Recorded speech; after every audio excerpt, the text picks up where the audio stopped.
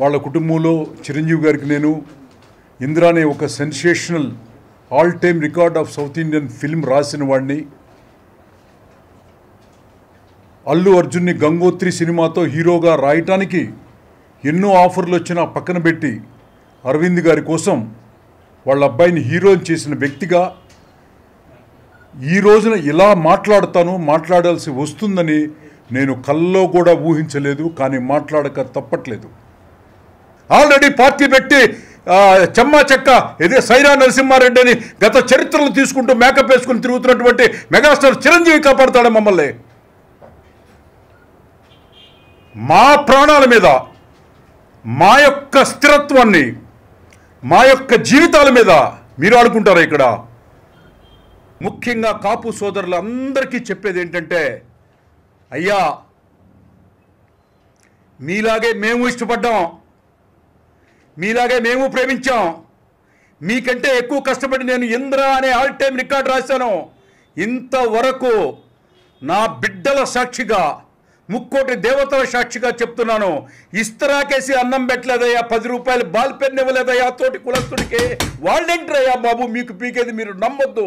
దయచేసి మీరు మీ జీవితాలని ఇంకొకసారి మీరు మోసపోవద్దని ఒక కాపు సోదరుడిగా చెప్తున్నాను. పద్మ విభూషణ్ వచ్చినటువంటి మెగాస్టార్ చిరంజీవి అన్నయ్యకి హృదయపూర్వక శుభాకాంక్షలు తెలియచేయటానికి ఈరోజు ఉదయం అన్నయ్యని కలవటం జరిగింది. ఈ భూమి మీద పుట్టినటువంటి అందరూ అని చెప్పను కానీ కొంతమంది ఎప్పుడోకప్పుడు ఎక్కడో చోట చిన్న తప్పు చేస్తారు, తప్పుగా మాట్లాడతారు అన్నది నగ్న సత్యం. దాదాపు 45 సంవత్సరాల వయసున్న నేనే నన్ను నమ్మి నాకు ఇంద్రా సినిమాని ఇచ్చినటువంటి చిరంజీవి గారిని ఒక బ్యాడ్ టైంలో ఇన్ఫ్లుయెన్స్డ్ బై ది సంబడి, పేర్లు చెప్పను, మాట్లాడటం వల్ల నా భార్య, నా బిడ్డలు, సమాజం, నా చెల్లెలు, నా బావ, నా మిత్రులు అందరూ కూడా నన్ను భయంకరంగా తిట్టారు. ఆ క్షణం నుంచి మీతో మాట్లాడే ఈ క్షణం వరకు కూడా నేను ఎంతో చాలా మదనపడ్డాను. క్షమాపణ ఎన్నోసార్లు భగవంతుడి ముందు, స్నేహితుల ముందు నాలో నేను అంతర్మదనం చెందాను. పద్మ విభూషణ్ అవార్డు ఇప్పుడు మళ్ళీ రావటం, కలవటానికి ఈరోజు మార్నింగ్ వెళితే అన్నయ్య రిసీవ్ చేసుకున్న విధానం,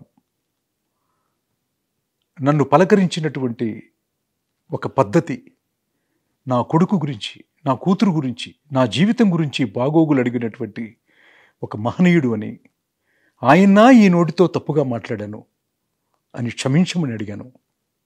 పెద్ద మనసుతో క్షమించటమే కాకుండా ఎంతో ఆప్యాయతగా, కుటుంబ విషయాలే కాకుండా కథలేమన్నా రాస్తున్నావా చిన్ని అని దగ్గరకు తీసుకొని మాట్లాడారు.